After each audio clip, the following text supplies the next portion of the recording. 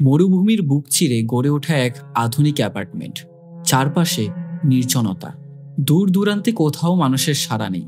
কিন্তু এই নিস্তব্ধতার মাঝেও কেউ যেন আছে, একটা ছায়া, একটা নিঃশব্দ উপস্থিতি, যা ধীরে ধীরে গ্রাস করে নিচ্ছে এক দম্পতির জীবন। নিউ ইয়র্কে বসবাস করত খালিদ আর তার স্ত্রী সালামা। উঁচু পদে কাজের অপরচুনিটি পাওয়ায় খালিদ তার জন্মস্থান আরব আমিরাতে ফিরে আসে, এক নতুন জীবন গড়ার আশায়। কিন্তু নতুন ফ্ল্যাটে ওঠার পরই শুরু হয় একের পর এক অদ্ভুত ঘটনা। শোনা যায় এক অদ্ভুত মায়াবী সুর, কোলের শিশুর কান্না। উপস্থিতি টের পায় দরজার আড়ালে কেউ দাঁড়িয়ে থাকা। কিন্তু কে সে? একজন নারী নাকি অন্য কোনো জগতের প্রেত? স্থানীয় এক প্রাচীন লোককাহিনী বলে এই জায়গাটি এক জিনের আশ্রয়স্থল বা গ্রাম ছিল। সেখানে বসবাস করত এক ভয়ঙ্কর রমণী, যাকে লোকেরা উম্মাল দুয়াইস নামে চেনে। সে সুন্দরী এবং সেই সাথে সে মায়াবী, কিন্তু সে নিজেই মৃত্যুর দূত।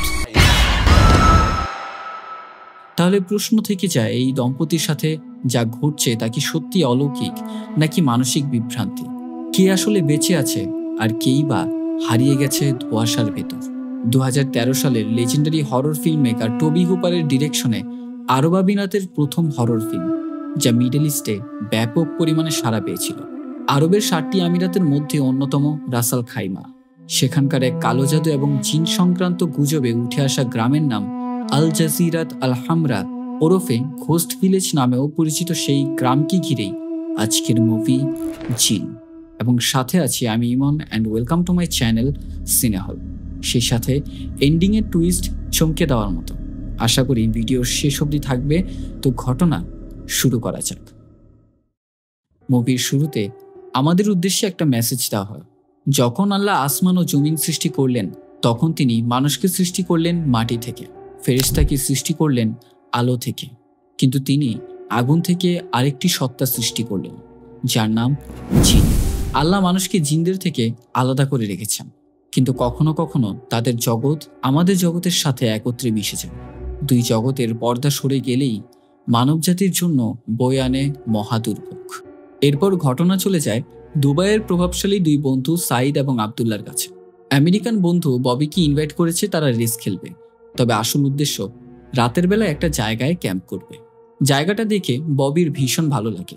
সে জানায়, তো এখানেই তোমরা উইকেন্ডে সময় কাটাও। জায়গাটা তো বেশ সুন্দর, তবে এমন পরিত্যক্ত কেন? লাক্সারি হাইরাইসের জন্য এই জায়গাটা একদম পারফেক্ট। সাইদ জানায়, এই জায়গাটা ছিল জেলেদের গ্রাম, কিন্তু জিন গ্রামের সবাইকে এই জায়গা ছেড়ে যেতে বাধ্য করেছে। এখন ববি আবার এই সব ঘটনায় বিশ্বাস করে না। সাইদ বলছে, আল্লাহ পৃথিবীতে দুই জাতিকে প্রেরণ করেছে। কোরআন বলে আল্লাহ সৃষ্টি করেছে মানুষ, আর দ্বিতীয়ত কথার মাঝে আগ বাড়িয়ে ববি বলে দ্বিতীয়ত চিক্স। সে বোঝাতে চেয়েছে আরবীয় সুন্দরী নারী। তার এই রূপ ঠাট্টা শুনে আবদুল্লাহ অনেক ক্ষেপে যায়। সে তার বন্ধু সাইদকে বলে, ইসলাম নিয়ে আর একটাও বাজে কথা চলবে না। ওকে ঠিক মতো বোঝা না হয় আমি কিন্তু ওকে এখানেই মেরে ফেলবো। তবে সাইদ প্রতিবাদ আর জানায় না। তখন প্রায় সন্ধ্যা গনিয়ে রাত। এক ইমারতের সামনে ফায়ার ক্যাম্প পেতেছে তারা। মরুভূমিতে দিনের বেলা অসহ্য তাপদাহ, আর রাতে হাড় কাঁপানো ঠান্ডা। যথারীতি তিনজন বসে আছে। ববি সিগারেটে আগুন জ্বালিয়ে কি যেন ভাবছে। লক্ষ্য করলো আবদুল্লাহ আগুনের মধ্যে কি যেন পোড়াচ্ছে। তাকে জিজ্ঞেস করে, এটা কি করছে? আবদুল্লাহ বলে, এটা আমাদেরকে রক্ষা করবে, স্পেশালি আমাকে সুরক্ষা দেবে। সে তাকে প্রশ্ন করে, কিসের থেকে সুরক্ষা দেবে? কি ওই জিন জাতি? দেখো ভাই, এইসবের মধ্যে আমি একদম বিশ্বাস করি না। হঠাৎ এক দমকা হাওয়া বয়ে গেল। সাথে সাথে আবদুল্লাহ রহস্যময় ভঙ্গি নিয়ে বলে যে তারা এখন আমাদের দেখছে, তারা সবাই আমাদের চারিপাশেই আছে। ববি সায়েন্সের ভাষায় বলে যে যেটা চোখে দেখা যায় না সেটা আমি বিশ্বাস করি না। আবদুল্লাহর কথা হচ্ছে, এখনো তারা তোমাকে দেখছে, এমনকি তারা মানুষের ওপর ভরও করতে পারে। তবে এখানে কিছু কারণ আছে। যদি তোমার ভেতরে বিন্দুমাত্র অনুশোচনা থাকে, সেটাকেই তারা আক্রমণ করে কাজে লাগিয়ে তোমার ক্ষতি করবে, এমনকি তোমাকে দিয়ে অনেক খারাপ খারাপ কাজও করাতে পারে। ববি এইসবে একদমই বিশ্বাস করে না। তবে রাতের আধারে এই নির্জন মরুভূমিতে তার ভেতরে কিছুটা ভয় ঢুকছে। তার ভয়কে আরো বৃদ্ধি করার জন্য সাইদ বলে ওঠে, ছোট থাকতে দাদি আমাকে কিছু গল্প শোনাতো, বিশেষত এই জায়গা নিয়ে। তার নাম ছিল উম্মাল দুয়াইস, এবং সে সবচেয়ে নিকৃষ্ট। তার সৌন্দর্য এমন যে কোনো পুরুষ দেখলেই বিমোহিত হয়ে পড়ে। বিশেষত রাতের আধারে পুরুষ মানুষদের তার সুগন্ধে আকৃষ্ট করে। সেই সাথে রাতের আধারেই হঠাৎ করেই ঘাড় মটকে দেয়। ববি সেখানে কিছুটা ভয় পেয়ে যায়। সাইদ এর সাথে আরও এক ঘটনা জানায়। সে জানায় উম্মালদুয়াইস নাকি তার জীবনের সবচেয়ে নিকৃষ্ট কাজ করেছিল ঠিক এই জায়গাটায়। ওই যে সামনে বাড়িটা দেখছো না, এই জায়গার এক পুরনো ইতিহাস রয়েছে। এই জায়গাটা এক সময় এক গ্রাম ছিল যেখানে মানুষের অনেক কোলাহল ছিল। তবে একদিন এক দুষ্টু জিনের প্রভাব পড়ে এই গ্রামের ওপর। ববি সেই ঘটনা শুনতে চায় না। জিনে বিশ্বাস না করলেও সে যে ভীতু তা তার চোখে স্পষ্ট বুঝতে পারে। ববি বলছে, আমার একটু হিসু চেপেছে, আসছি। আবদুল্লাহ আরবি ভাষায় বলে, তোর আমেরিকান বন্ধুকে বল ডাইপার পরে ঘুমাতে, না হয় আজকে রাতে তো শেষ। ববি একটা কোনায় দাঁড়িয়ে মূত্র বিসর্জন দিচ্ছে। হঠাৎ কোন এক অজানা ফিসফিস কণ্ঠ তার কানে ভেসে আসে, তার সাথে এক দমকা হাওয়া। ফেরার পর দেখে চারিপাশটা নির্জন। একটু আগেই তো সাইদ আর আবদুল্লাহ এখানে ছিল। নজর যায় সেই উঁচু বিল্ডিং এর নিচে। সাইদ একটা কোনায় শুয়ে আছে। দেখে তার কিছুটা হাসি পায়। বুঝে গেছে তারা দুজন মিলে ওকে ভয় দেখানোর চেষ্টা করছে। তবে মুখের হাসিটা আর বেশিক্ষণ রইল না। সামনে গিয়ে পৌঁছাতেই দেখতে পায় সাইদ সেখানে নেই। সে বলছে, দেখ সাইদ, আমার সাথে কোনো মজা করিস না, এগুলো করে কোনো লাভ নেই। ফোনের টর্চ জ্বালিয়ে খুঁজতে থাকে চারিপাশে। হঠাৎ সেই বিল্ডিং এর এয়ার ভেন্ট ভেঙে গিয়ে ইটগুলো ববির উপরে পড়ে। উপরে তাকাতেই কেউ নেই। এবার সে বেশ বিরক্ত। জেদ নিয়ে কোনো মতে গায়ের জোরে দরজা খুলে সে বাড়ির ভেতরে প্রবেশ করে। দেখে বোঝা যায় প্রায় কয়েক দশকের অধিক সময় ধরে বাড়িটা পরিত্যক্ত। দ্বিতীয় তলায় উঠলে নির্দিষ্ট কক্ষে বাচ্চাদের ক্রেডেল দেখতে পায়। সাথে আবদুল্লাহও সেখানে উপস্থিত। আবদুল্লাহ রহস্যময় কণ্ঠে বলে, সে বলেছে আমাকে তারা ক্ষতি করবে না, তবে তোকে করবে। ভয়ে সে হামাগুড়ি দিয়ে নিচে পৌঁছায়। একটা মুহূর্ত সে এখানে আর থাকবে না। গাড়িতে উঠে তার মনে পড়ে চাবি তো ব্যাগের ভেতরেই। কোনো মতে চাবি নিয়ে এসে সে গাড়িতে বসলে গাড়ি আর স্টার্ট হচ্ছে না। হঠাৎ তার ফোনে সাইদের কল আসে। কলটা রিসিভ করতেই কোনো এক অবয়বের বিকট চিৎকার শুনতে পায় এবং সেই সাথে গাড়ির দরজা নিজে নিজেই খুলে যায় এবং ববি সেখানে নৃশংসভাবে খুন হয়।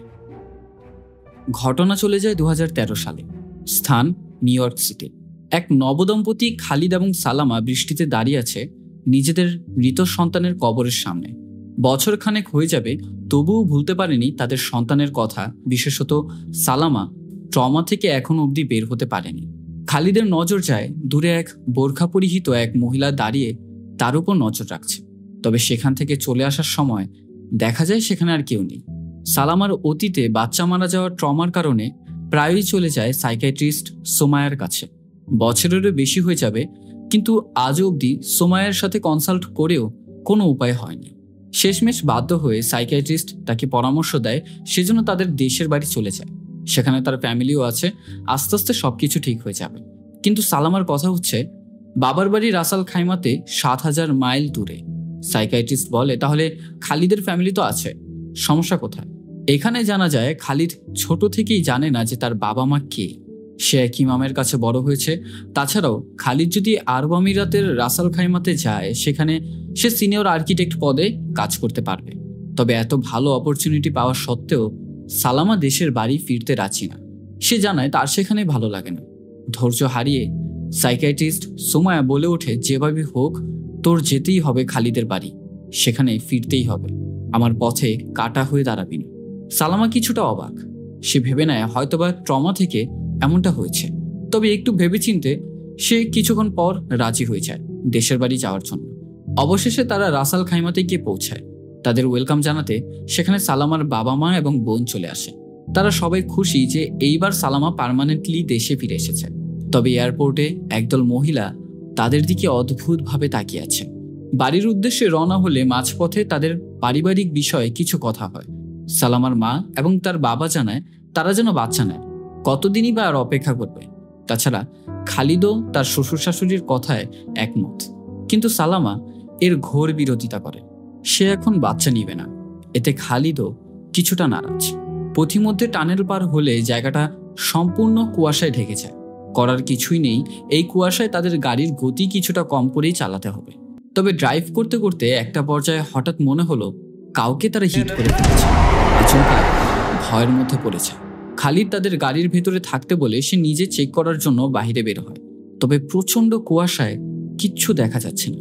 কিন্তু হঠাৎ করেই সে অনুভব করতে পারে তার চারিপাশে বেশ কয়েকজন কানের পাশেই ফিসফিস করছে, সেই সাথে তাকে ঘিরে রেখেছে। কিন্তু আশ্চর্যজনকভাবে কুয়াশা কিছুটা কমলে দেখতে পারে তারা ইতিমধ্যেই তাদের গন্তব্যে চলে এসেছে, অথচ পথ বাকি ছিল আরো কয়েক ঘন্টার। সে যাই হোক, তারা সেই রেসিডেন্সিয়াল টাওয়ার আল হামরা এসে পৌঁছায়। রিসেপশনিস্ট তাদের স্বাগত জানায়। লোকটার নাম স্যামি। তার ভাবভঙ্গিতে বোঝা যাচ্ছিল একমাত্র তাদের জন্যই সে অনেক অপেক্ষায় বসেছিল। সালামার মায়ের কাছে তার আচরণে খুবই নরম ভাব পাওয়ায় সে তার মেয়েকে সতর্ক করে, এই লোকটার থেকে একটু দূরেই থাকবি। নিশ্চয়ই এর কোনো না কোনো উদ্দেশ্য আছে, একে আমার সুবিধার মনে হচ্ছে না। 6th ফ্লোরে পৌঁছে দিয়ে তাদের বলে দেয় তাদের রুম নম্বর হচ্ছে 608 এবং ধন্যবাদ জানিয়ে সেখান থেকে সে চলে যায়। বরাবরের মতো তারা অ্যাপার্টমেন্টে গিয়ে পৌঁছায় এবং তাদের সবার কাছেই অ্যাপার্টমেন্টটা বেশ ভালো লেগেছে। সালামার মা তাকে 3 কুল মানে সূরা ইখলাস, সূরা ফালাক এবং সূরা নাসের একটা বোর্ড দেয় এবং সেই সাথে আল্লাহু ক্যালিগ্রাফি নেমপ্লেট দেয় তাদের ঘরের সুরক্ষার জন্য। সে জানায় দরজার সামনে এগুলো টানিয়ে রাখতে, এতে করে অশুভ শক্তি ঘরের মধ্যে ঠাঁই পাবে না। সালামা অন্যান্য রুমগুলো দেখছে। এরই মাঝে লিভিং রুমে প্রবেশ করতেই রুমে থাকা এয়ারভেন্ট থেকে কোনো এক মহিলার গুনগুনিয়ে গানের সুর শুনতে পাচ্ছে, যেমনটা সাধারণত মায়েরা বাচ্চাদের ঘুম পাড়ানোর সময় করে থাকে। সুরটা শুনতে পেয়ে সালামার নিজের বাচ্চার কথাও মনে পড়ে। তবে কিছুক্ষণ পর এক অদ্ভুত ভয়ানক শব্দ শুনতে পারে। সে সেই জায়গাটা ভালো মতো চেক করে। নিচে নামতে হঠাৎ গ্লাসের সামনে কারো উপস্থিতি টের পায়। সেখানে সে প্রচন্ড রকমের ভয় পেয়ে যায়। ফ্যামিলির সবাই সেখানে এসে উপস্থিত হলে সালামা বিষয়টা জানায়। জানালার উপরে সে কোনো মানুষকে দেখেছে, তো সবাই তার সাথে হাসি ঠাট্টা শুরু করে। কেননা এই 6th ফ্লোরের বিল্ডিংয়ে কেই বা আসবে, কারো কি ডানা আছে যে উড়ে উড়ে এখানে আসবে? সেখানে সালামা এই বিষয়টাকে তার মনের ভুল ভেবে নেয়। সালামার বাবা মায়ের এখন সময় চলে এসেছে এখান থেকে চলে যাওয়ার পথে নাসির খালিদকে ধন্যবাদ জানায় তার মেয়েকে এখানে নিয়ে আসার জন্য, কেননা সে কোনোদিনই এখানে আসতে চাইতো না। তবুও সালামার কাছে এখানে তার মন টিকছে না। বিষয়টা নিয়ে খালিদের সাথে কিছুটা তর্কও হয়। সে এখনো মনে প্রাণে নিউ ইয়র্ক চলে যেতে চাইছে। এরই মাঝে স্যামি এসে উপস্থিত হয়। খালিদের প্রয়োজনীয় যাবতীয় জিনিস যা রয়েছে সবকিছু নিয়ে এসেছে। তার এখন রেডি হতে হবে এবং অফিসে চলে যেতে হবে। অন্যদিকে সালামার বাবা মা মেইন রোডের মধ্যে ফেসে গেছে। সালামার মা কিছুটা তর্ক করছে, কেননা তার মেয়ে তাকে বলেছিল আজকে ওখানেই থেকে যেতে। এই ঘন কুয়াশার মধ্যে এখন তারা সবাই মরতে বসেছে। এরই মাঝে আয়েশা তার বোনকে কল করার চেষ্টা করলে রিং আর বাজে না। এখন এই মেইন রোডে ঘন কুয়াশায় তারা বাজেভাবে ফেসে গেছে। এর মধ্যে গাড়িটাও ঠিকমতো স্টার্ট হচ্ছে না। হঠাৎ আয়েশা সেখানে কোনো এক অবয়বকে দেখতে পেয়ে জোরে চিৎকার করে বসে। তারা দুজন পেছনে ফিরে তাকে বকাবকি করছে। কি হয়েছে, এত জোরে চিৎকার করছো কেন? সে জানায় সে কাউকে দেখেছে। কথাটা তারা দুজন বিশ্বাস করছে না। আয়েশা গাড়ির ডোরগুলো লক করে দেয়। বিষয়টা নিয়ে তাদের মাঝে তর্কাতর্কি হলে এক পর্যায়ে গাড়ির সামনে একটা হাত দেখতে পায়। আয়েশা আবার জোরে চিৎকার করে উঠলে এরপর বাহির থেকে শুরু হয় একের পর এক অলৌকিক। সম্পূর্ণ গাড়ি যেমন উলট পালট করে দিচ্ছে। তারা চাইলেও গাড়ি থেকে বেরোতে পারছে না। নাসিরের প্রচন্ড রাগ উঠে যায় এবং সে তাদেরকে ভেতরে থাকতে বলে বাহিরে চলে যায়। অতিষ্ঠ হয়ে পাগলের মতো চিৎকার করে বলছে কি আছে, এখন বেরিয়ে আয়। কোনো সারা শব্দ নেই। হঠাৎ গাড়ির নিচ থেকে কিছু একটা শব্দ শুনতে পায়। গাড়ির নিচে উকি দিতেই কিছুক্ষণ পর একটা ট্রাক এসে তাদেরকে হিট করে চলে যায়। অন্যদিকে সালামার সাথে খালিদের প্রচন্ড ঝগড়া হতে থাকে। সে প্রস্তুত হয়েছে কাজে যাওয়ার জন্য, তবে সালামা জানায় সে বাড়িতে একা কোনো মতেই থাকতে পারবে না। খালিদ জানায় এটা আমাদের জন্য অনেক ভালো একটা অপরচুনিটি, এখানে যে জবটা পেয়েছি মান্থলি অনেক টাকা ইনকাম করতে পারবো। তবে সালামা এই বিষয়টা একদমই চায় না এবং সে অনবদ্য জেদ ধরে বসে আছে সে নিউ ইয়র্ক যাবেই। এখানে তার মন একটুও টিকছে না। খালিদ তাকে জানায় দেখো আমাদের একটা পরিবারের প্রয়োজন এখন। সে সাফ জানিয়ে দেয় তার বাচ্চা লাগবে, কিন্তু সালামা তাকে জানায় সে কখনোই বাচ্চা নেবে না। দেখনি এর আগে ওই বাচ্চাটার সাথে কি হয়েছিল? খালিদ আর তাকে কিচ্ছু জানায় না, তবে এতটুকু বোঝা যায় এর মাঝে কোনো না কোনো এক রহস্য লুকিয়ে আছে। সেদিনকার মতো খালিদ তার কাজে বেরিয়ে পড়ে। ড্রাইভারকে সে জিজ্ঞেস করে এখান থেকে অফিসের দূরত্ব কতটুকু। ড্রাইভার রহস্যময় ভাবে তাকে বলে চুপচাপ ঘুমিয়ে থাক, আপনাকে অফিস নিয়ে গেলেই তো হলো। খালিদকে বিদায় দিয়ে সালামা একটু বাইরে হাঁটতে বেরোয়। কুয়াশায় চারিপাশে কিচ্ছু দেখা যাচ্ছে না, তবে হঠাৎ কালো দুটি কুকুর তার দিকে তাকিয়ে জোরে জোরে ঘেউ ঘেউ করেই যাচ্ছে, যেন এই কুকুরগুলো তাকে এখান থেকে বেরোতে দেবে না। সেখান থেকে ধাওয়া খেয়ে সে বিল্ডিং এর ভেতরে এসে প্রবেশ করে। সেই সাথে নজর যায় সিসিটিভি ক্যামেরার ফুটেজের দিকে। সে দেখতে পায় কোনো এক অবয়ব হামাগুড়ি দিয়ে তার অ্যাপার্টমেন্টের ভেতরে প্রবেশ করছে। সে সাথে লক্ষ্য করার বিষয় একটা, এই টাওয়ারে এতগুলো ফ্লোর থাকতে কেনই বা 6th ফ্লোরের ওপরই নজর রাখা হচ্ছে। সাথে সাথে তৎক্ষণাৎ সেখানে স্যামিকে ডাকা হয় এবং তাকে চিৎকার করে জানায় তার অ্যাপার্টমেন্টে কেউ একজন প্রবেশ করেছে, এক্ষুনি গিয়ে তার অ্যাপার্টমেন্ট যেন সে চেক করে আসে। প্রথমত স্যামি কিছুটা ঘাবড়ে যায় এবং দ্বিতীয়ত তাকে বোঝানোর চেষ্টা করে যে কেউই প্রবেশ করেনি, এখানে কেউই বা ট্রেসপাস করে ঢুকবে।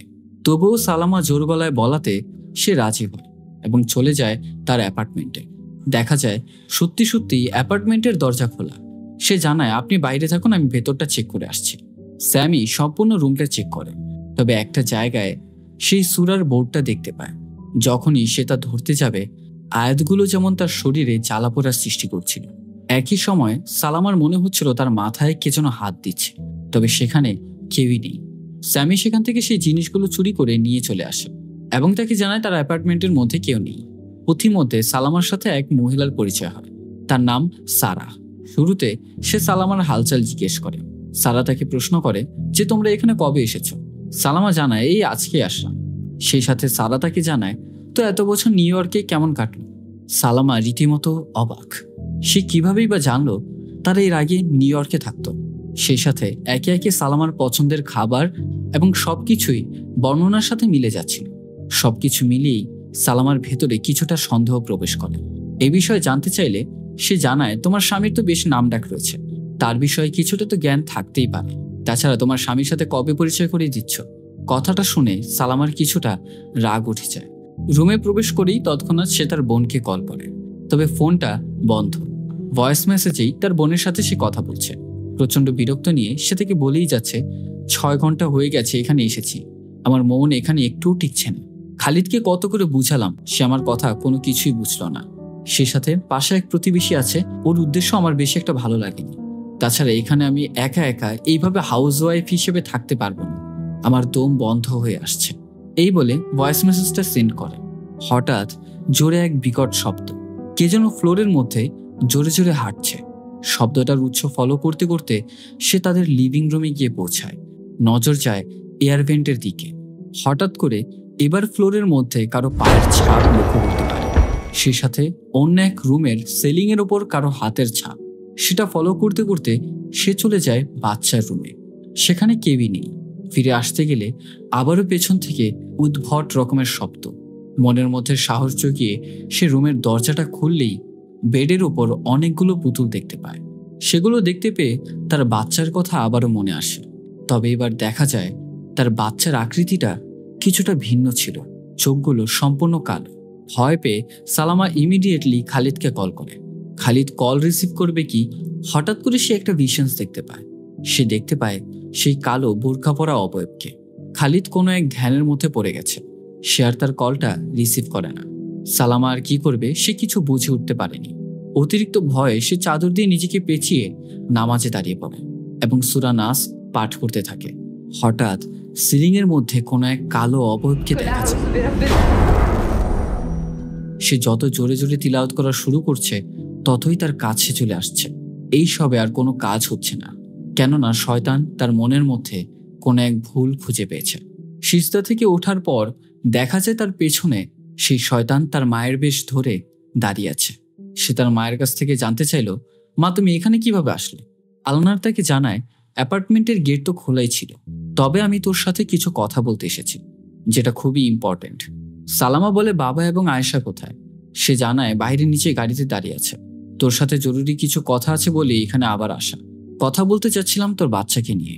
আলনার তাকে জানায় দেখো এরকম অনেক মায়েরই আছে নবজাতক শিশুকে হারিয়ে ফেলে, তো তুমি দ্বিতীয়বার কেন চেষ্টা করতে যাওনি?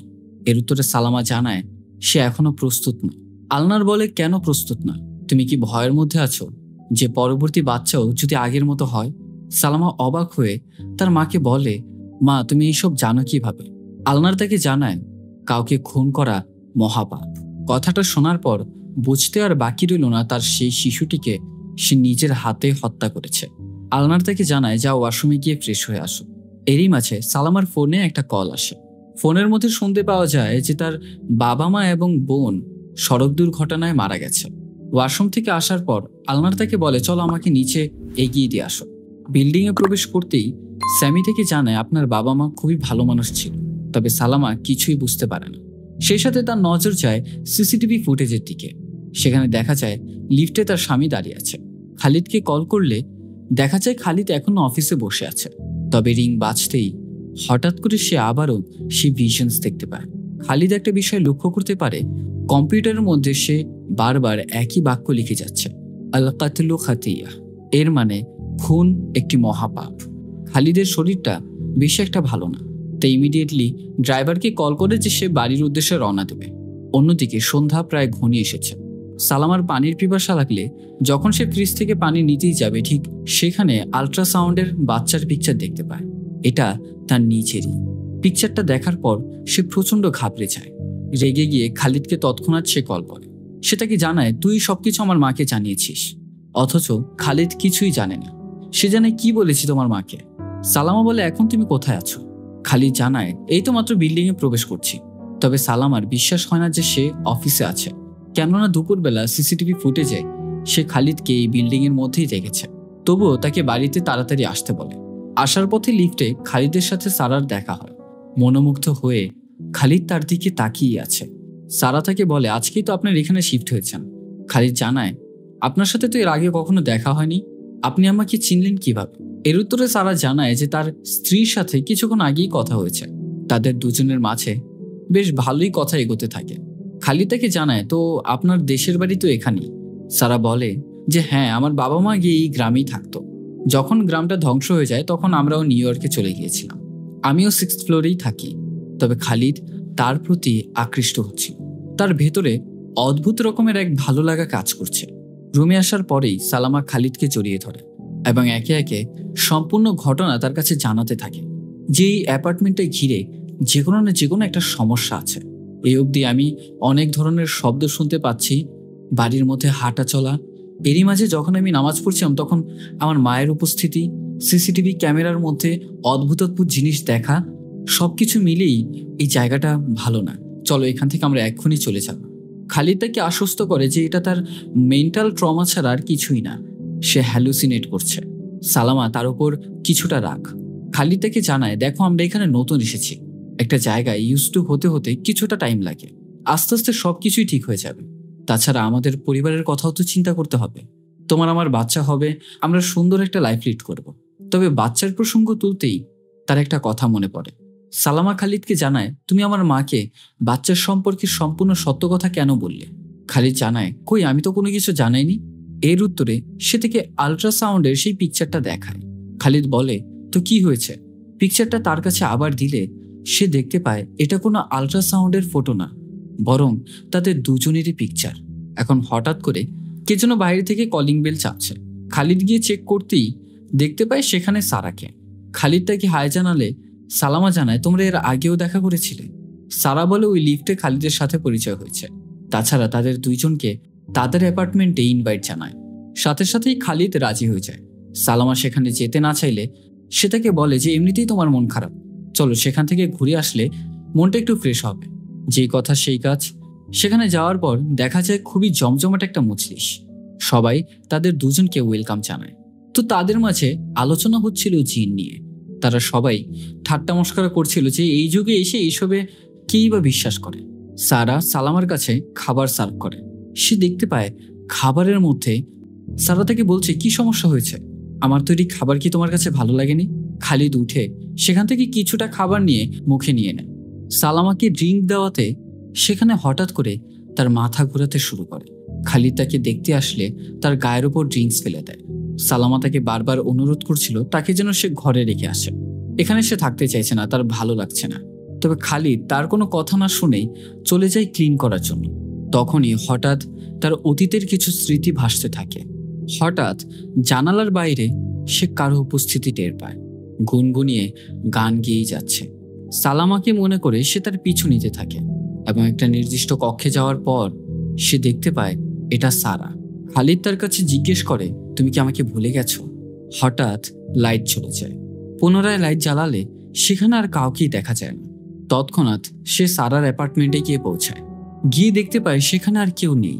যেমনটা মনে হচ্ছে এই অ্যাপার্টমেন্টে কেউ কোনোদিন বসবাসই করতো না। হঠাৎ গ্লাসের বাইরে যেমন মরা কাকের বৃষ্টি পড়ছে। সেখান থেকে ভয়ে খালিদ ইমিডিয়েটলি চলে আসে। গ্রাউন্ড ফ্লোরে যাওয়ার পর সে তৎক্ষণাৎ পুলিশকে কল করে এবং সে জানায় সে তার স্ত্রীকে খুঁজে পাচ্ছে না। পুলিশ তার লোকেশন জানতে চাইলে সে যেন আলহামরা টাওয়ারে আছে। বেশি কিছু বলার আগেই সিগন্যাল লস্ট হয়ে যায়। অন্যদিকে সালামা একটা সোফায় শুয়ে আছে। হঠাৎ ঘুম থেকে জাগলে সে একটা ভিশনস দেখতে পায়। সে তার বাচ্চার দিকে তাকিয়ে কান্না করছে। তার বাচ্চার আকৃতি এরকম অস্বাভাবিক দেখে সে ওই জিনিসটা মেনে নিতে পারেনি। তাই বাধ্য হয়ে সে নিজের হাতেই তার বাচ্চাকে শ্বাসরোধ করে হত্যা করেছিল। সেই সাথে চারিপাশ থেকে ভয়ানক ভয়ানক সব আওয়াজ আসছে। সালামা দেখতে পায় তার মৃত বাবা মা এবং বোন তার দিকে তাকিয়ে আছে। তাদের এই অবস্থায় দেখতে পেয়ে সে প্রচন্ড ভয় পেয়েছে। অন্যদিকে খালিদ এখনো অপেক্ষা করছে কখন পুলিশ আসবে। ঘটনাস্থলে পুলিশ চলে আসলে তারা জানে এই জায়গাটা তো গত 4-5 মাস যাবৎ পরিত্যক্ত। এখান থেকে কেই বা কল করবে? অথচ ভেতর থেকে খালিদ যে তাদেরকে ডাকার চেষ্টা করছে তারা তা কিছুই দেখতে পাচ্ছে না। ঘটনাস্থলে পুলিশ সেখান থেকে চলে যায়। এখন বাধ্য হয়ে কিছুই করার নেই, খালিদ আবারও লিফটে গিয়ে চড়ে। অন্যদিকে সালামাকে তারা সবাই মিলে ভয় দেখাচ্ছে এবং একটা পর্যায়ে তাকে সারা পজেস্ট করে নেয়। আসলে সারা বরং আর কেউই নয়, উম্মাল দোয়াইস। খালিদ এবার লিফটে উঠলে অজানা এক ফ্লোরে চলে আসে। একটা নির্দিষ্ট কক্ষে প্রবেশ করলে সেখানে সে একটা বেবি ক্রেডেল দেখতে পায় আর পাশেই সালামা শুয়ে আছে। সালামা খালিদের উদ্দেশ্যে বলে যে সে আমাকে সবকিছু বলে দিয়েছে। খালিদ জানায় কিসের ব্যাপারে বলেছে। এর উত্তরে সালামা জানায় আমাদের বাচ্চার ব্যাপারে। আমাদের বাচ্চাটা না মানুষ ছিল না, বরং সে ছিল অন্য কিছু। এখন তো আমার গর্ব হচ্ছে যে আমি তাকে নিজের হাতে খুন করেছি। সত্যটা জানতে পেয়ে খালিদের মাথায় আসমান ভেঙে পড়ে। কেননা যতই হোক সেটা তার সন্তান ছিল এবং সে মা হয়েও তার নিজ সন্তানকে খুন করেছে। খালিদ এখনো অবধি বিশ্বাস করতে পারছে না। সে সালামাকে বলে তুমি তো আমাকে বলেছিলে এটা একটা দুর্ঘটনা ছিল। এর উত্তরে সালামা তাকে জানায় বাচ্চাটা এভাবে না বাঁচাটাই ভালো ছিল। আমার কাছে যা সঠিক মনে হয়েছে আমি তাই করেছি। খালিদ এবার সালামার ওপর প্রচুর রেগে যায়। সালামা তাকে জানায় সে এখন আমার ভেতরে রয়েছে, আমাকে সে কন্ট্রোল করছে। হঠাৎ সেখানে উম্মাল দোয়াইস উপস্থিত হয় এবং এসে তার মাথায় হাত রাখলেই তার অতীতের সব কথা মনে আসে এবং এখানেই রিভিল হয় গল্পের আসল টুইস্ট।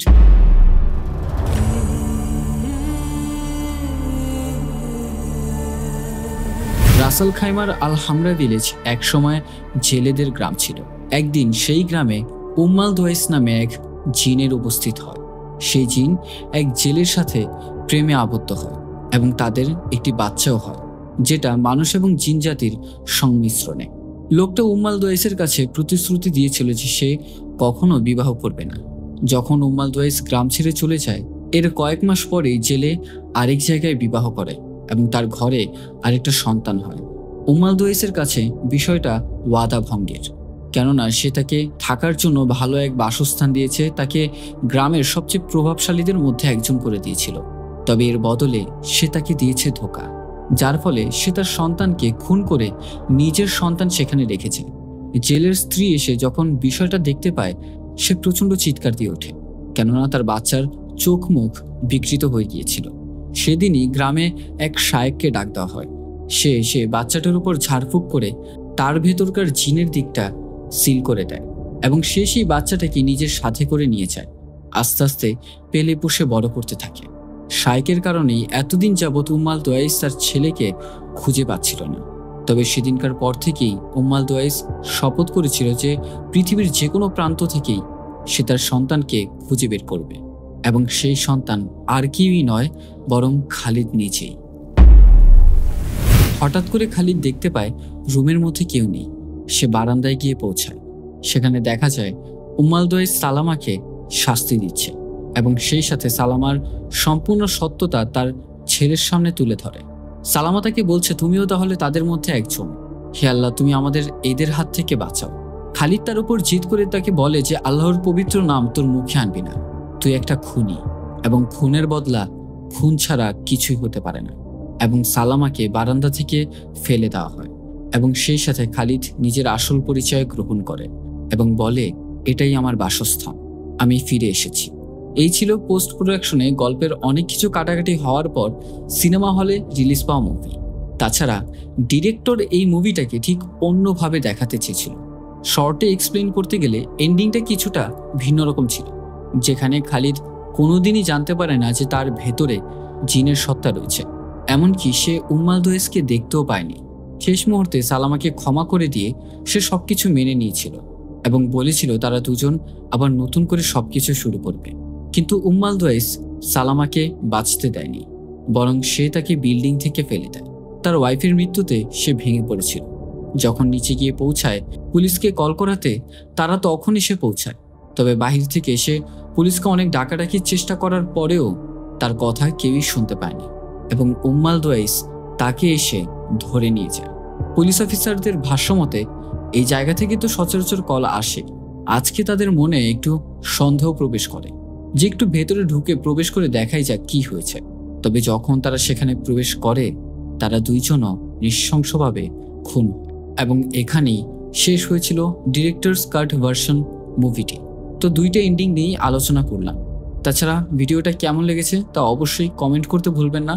ভালো লেগে থাকলে অবশ্যই লাইক করবেন এবং চ্যানেলে নতুন হয়ে থাকলে সাবস্ক্রাইব করে পাশে থাকা বেল আইকনে অল সেট করে দিতে কিন্তু ভুলবেন না। তাছাড়া আমার চ্যানেলটা চেক আউট করার অনুরোধ রইল। তো দেখা হচ্ছে শীঘ্রই নতুন আরেকটা ভিডিও নিয়ে। Till then, good by.